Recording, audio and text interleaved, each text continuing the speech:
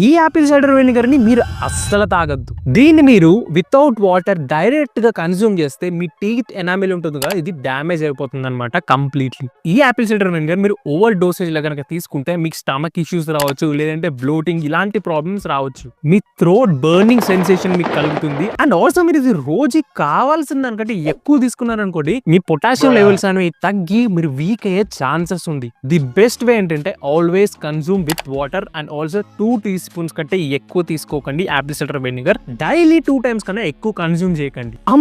దీంతో ఇంత ప్రాబ్లమా అని మీరు అనుకుంటే నేను ఒకటి మెన్షన్ చేయాలనుకుంటున్నాను. ఇది మీరు ఓవర్ డోసెస్ లో తీసుకుంటేనే ప్రాబ్లం, లేదంటే ఇది మీకు చాలా హెల్త్ బెనిఫిషియల్. వీటి బెనిఫిట్స్ కావాలంటే ఒకసారి క్యాప్షన్స్ చెక్ చేయండి, మీకు ఒక ఐడియా వచ్చేస్తుంది. ఎందుకంటే చాలా మంది అడ్వాంటేజెస్ చెప్తున్నారు, డిసడ్వాంటేజెస్ చెప్పట్లేదు. అండ్ నా మోటివ్ ఏంటంటే దాన్ని మీకు క్లియర్ గా ఎక్స్ప్లెయిన్ చేద్దామని. అండ్ ఇలాంటి ఎక్సైటింగ్ అన్నోన్ విషయాలు తెలుసుకోవడాలంటే ఫాలో కొట్టడం అసలు మర్చిపోకండి.